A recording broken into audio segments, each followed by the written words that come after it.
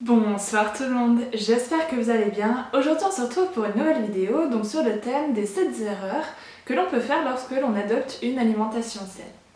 Aujourd'hui je vais vous présenter la 4e erreur que l'on peut faire lorsque l'on souhaite adopter une alimentation saine, c'est l'erreur de ne pas manger suffisamment.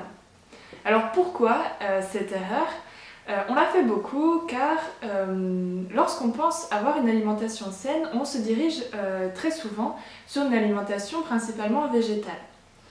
Ce qu'il y a, c'est que les légumes, en grande majorité, sont plus faibles caloriquement que peuvent être d'autres aliments que vous avez dans votre alimentation en général.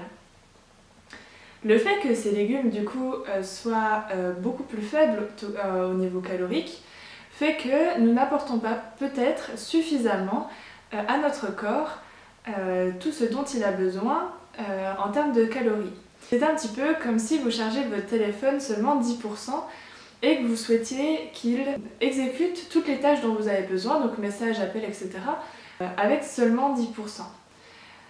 Vous comprendrez bien que ce n'est pas possible, que votre téléphone va s'éteindre très rapidement.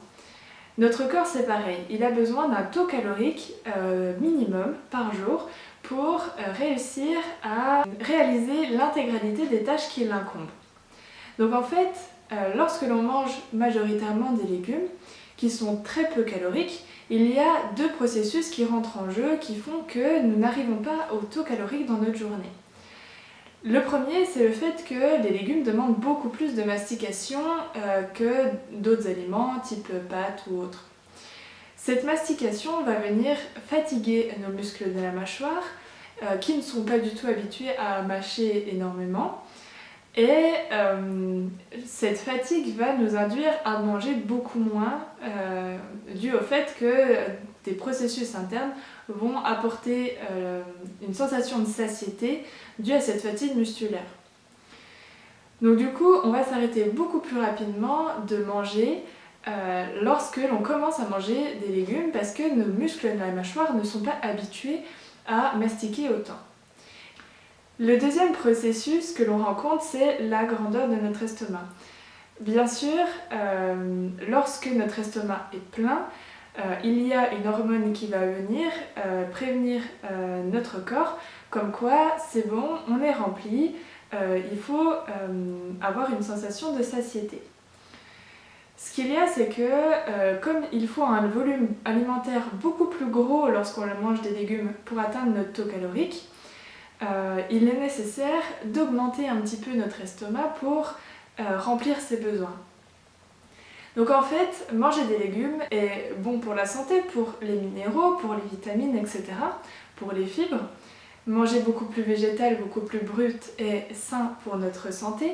Seulement, ne pas oublier qu'il faut intégrer progressivement dans son alimentation pour ces deux facteurs, pour fortifier déjà notre mâchoire et pour augmenter un petit peu la taille de notre estomac, pour avoir une satiété qui arrive un petit peu plus tard et nous permettre d'ingérer l'intégralité de ce dont on a besoin en termes de minéraux, vitamines, etc., mais également en termes caloriques.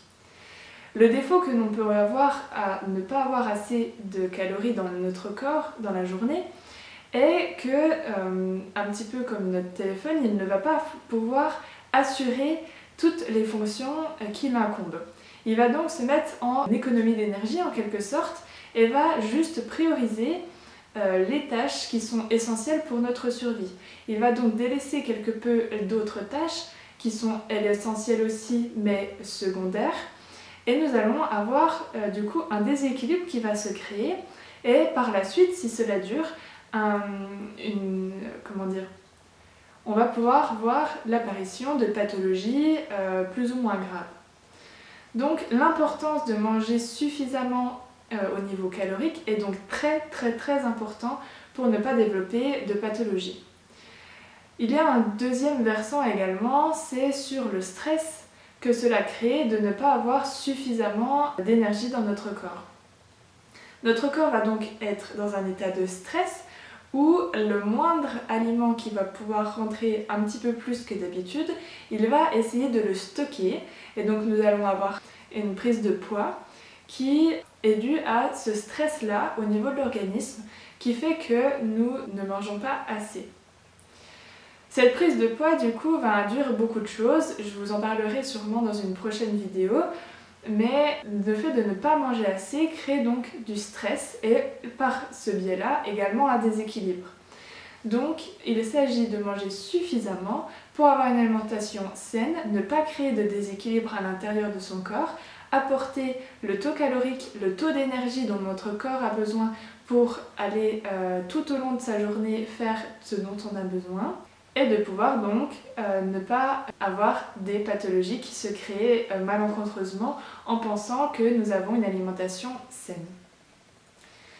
Petit aparté, je ne remets en aucun cas en cause la pratique du jeûne intermittent, du jeûne et randonnée, du jeûne hydrique ou encore des monodiètes, etc.